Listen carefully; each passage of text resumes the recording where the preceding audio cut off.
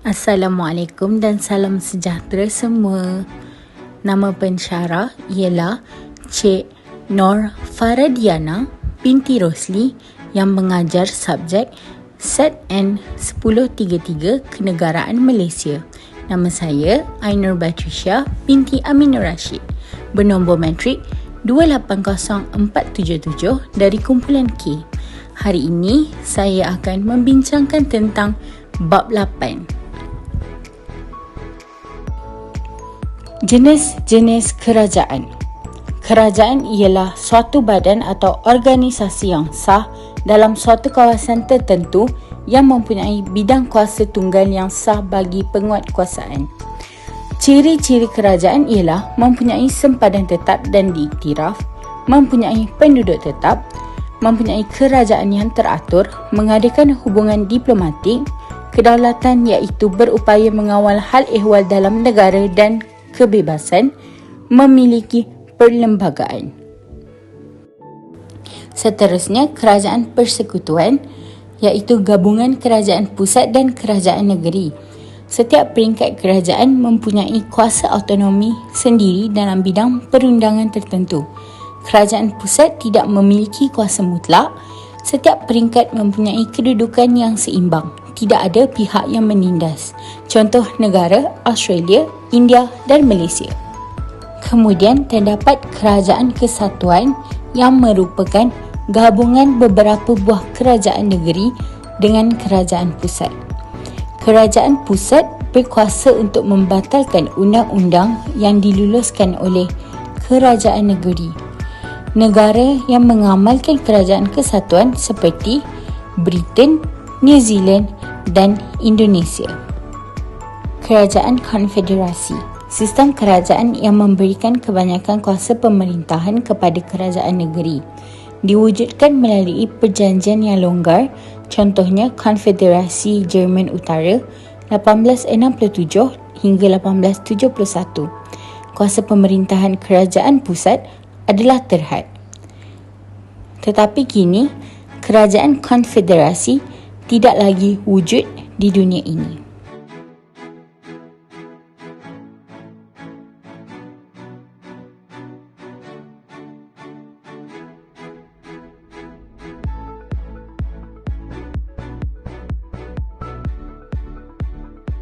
Kerajaan Persekutuan Malaysia merujuk kepada kerajaan atau kerajaan negara yang berpusat di wilayah Persekutuan Kuala Lumpur. Malaysia ialah sebuah negeri persekutuan yang mempunyai 13 negeri yang beroperasi dalam raja berperlembagaan di bawah sistem Parlimen Westminster dan dikategorikan sebagai demokrasi berparlimen, diketuai oleh Perdana Menteri yang dipanggil sebagai Ketua Kerajaan. Pusat pentadbiran kerajaan persekutuan terletak di Putrajaya yang ditubuhkan pada 1995 tetapi dijadikan ibu negara pentadbiran pada tahun 1999.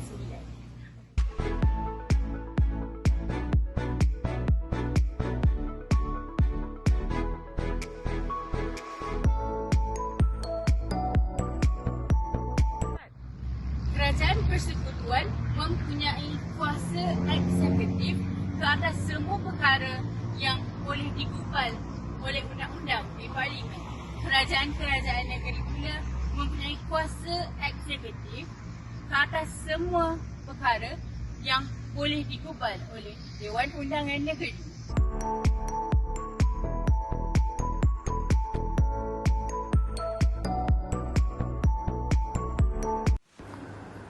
Kerajaan persekutuan menerapkan prinsip pengasingan kuasa dan mempunyai 3 cabang iaitu eksekutif, perundangan dan kehakiman. Badan perundangan atau legislatif terbahagi kepada parlimen iaitu Dewan Perundangan Persekutuan dan Dewan Undangan Negeri iaitu Badan Perundangan Negeri. Tanggungjawab pentadbiran kerajaan persekutuan ditentukan mengikut bidang kuasa perundangan persekutuan iaitu berasaskan kepada jadual ke-9 Perlembagaan Persekutuan. Kerajaan persekutuan bertanggungjawab dalam semua aspek pentadbiran berkaitan dengan senarai persekutuan dan senarai bersama sahaja.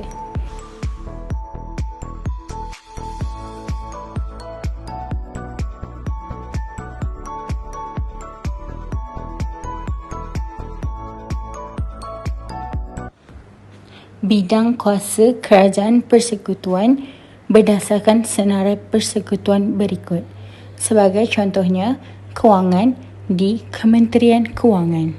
Antara contoh lain untuk bidang kuasa kerajaan persekutuan dapat dilihat dalam pertahanan negara iaitu Kementerian Pertahanan dan Kesihatan iaitu Kementerian Kesihatan.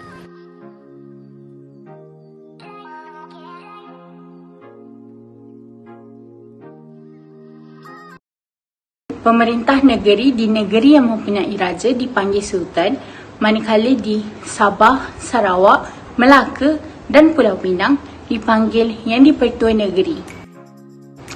Pentadbiran negeri dilakukan oleh Menteri Besar ataupun Ketua Menteri.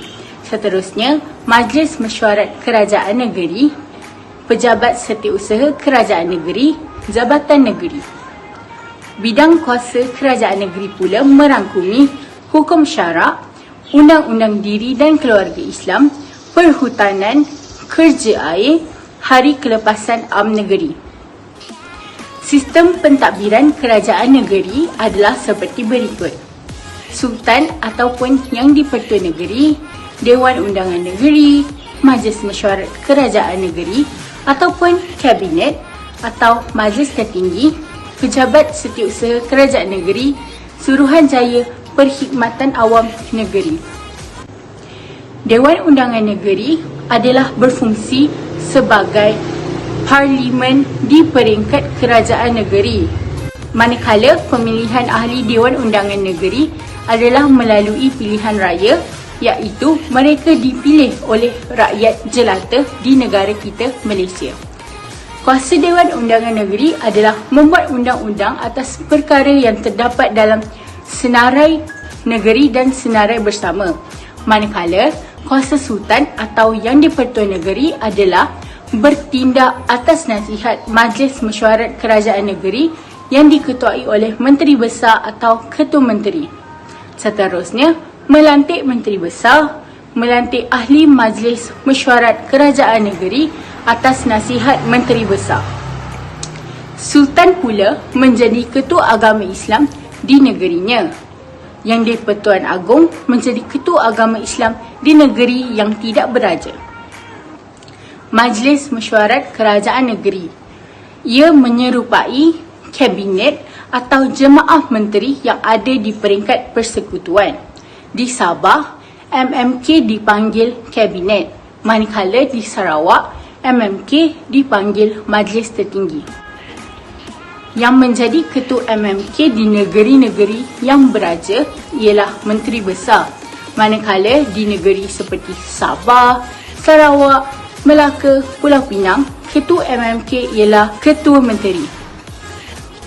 Pelantikan Menteri Besar adalah seperti berikut. Sultan akan melantik ahli Dewan Undangan Negeri dari parti yang mendapat undi majoriti semasa pilihan raya. Pelantikan Ketua Menteri pula adalah dibuat oleh Yang di-Pertua Negeri akan melantik ahli Dewan Undangan Negeri dari parti yang mendapat undi majoriti semasa pilihan raya. Kesan daripada kerajaan negeri mengumumkan peraturan tanpa kelulusan kerajaan persekutuan, peraturan tersebut tidak boleh dikuatkuasakan. Kalau pihak polis tidak boleh mengambil tindakan untuk menangkap mereka dan mengenakan kompaun kecuali diluluskan oleh kerajaan persekutuan.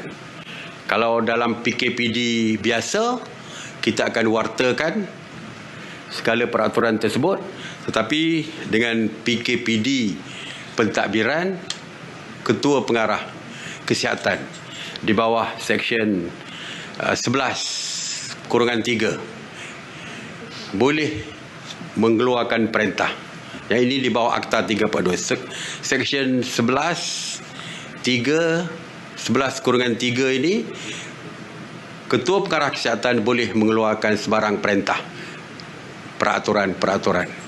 Jadi di bawah section inilah